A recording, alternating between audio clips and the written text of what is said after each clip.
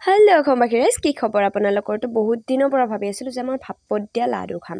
ভাপত দিয়া লাড়ু খাই বহুত বেছিয়ে মই ভাল পাওঁ, কাৰণ ভাপতে হৈ যায়, সেইটো তেল চেল নাথাকে সেইটোত।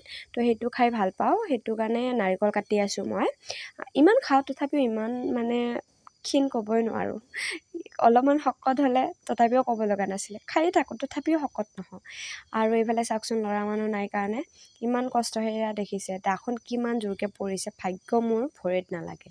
আৰু এয়া মই নাৰিকল কাটি আছোঁ, আৰু নখকেইটাৰ কাৰণে অলপমান অসুবিধা হয়, তথাপিও একো নাই, এতিয়া হেবিচুৱেল হৈয়ে গৈছে, মই কাটিব পাৰোঁ।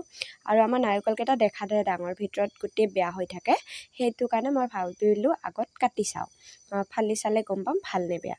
ফাইনেলি বেয়াই হৈ গ'ল এই নাৰিকলটো, সেইটো কাৰণে আকৌ এটা কাটিব লাগিব। এইটো খাব নোৱাৰিম, আকৌ এটা লৈ আহিলোঁ, আকৌ এটা কাটোঁ মই। কিন্তু কি ক'ম, ইমান যে শকত, ইমান যে হেল্ডি মই, সেইটো কাৰণে এটা কটাতে মোৰ একদম হাতৰ বিষ উঠি গ'ল, মই আৰু নোৱাৰোঁ। সেইটো কাৰণে ক'লোঁ মাক কাটিবৰ কাৰণে। এতিয়া মায়ে কাটি আছে, আৰু মই এইফালে ৰেডি কৰি আছোঁ ঘুগনি আৰু ৰুটিৰ কাৰণে। তো ঘুগনি আৰু ৰুটিৰ কাৰণে ঘুগনিত জানো আদা নিদিলে হ'ব? আদাটো দিবই লাগিব, সেইটো কাৰণে মই ল'ব গ'লোঁ আদা ঘৰৰ পিছফালে।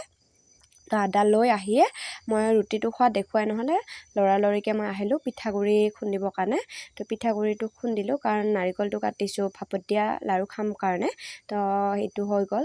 তো বৌহঁতৰ তাতে ভাবিলোঁ অলপমান ঠাণ্ডা পানী খাওঁ, একোতো নায়েই ফ্ৰিজত, ঠাণ্ডা পানীও নাছিলে।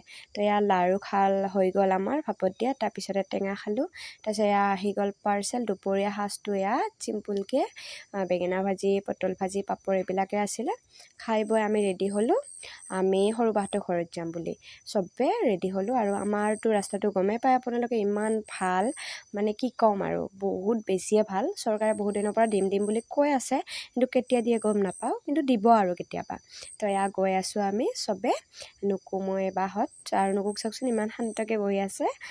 আৰু তাৰপিছতে এয়া নুকু, আৰু এইফালে আছোঁ মই আৰু ভাইটিটো একদম মানে চেপেটা হৈ গৈছে এইটো চাইডত। আৰু এইফালে মা আছিলে। তাৰপিছত সেইটো বাহঁতৰ পৰা আহি থাকোঁতে বজাৰ পাইছিলোঁ, বজাৰত লৈ আহিছিলোঁ তাৰে পৰা চিকেন। তো চিকেনৰ কাৰণে এয়া ৰেডি কৰিলোঁ, আৰু চিম্পুলকৈ বনাম চিকেনটো, সেইটো কাৰণে ময়ে বনাম। কিন্তু ভাতৰ থালিখন দেখুৱাই নহ'লে আজি কি বনাইছিলোঁ ৰাতি, আৰু জল্দি ভাতটো খালোঁ।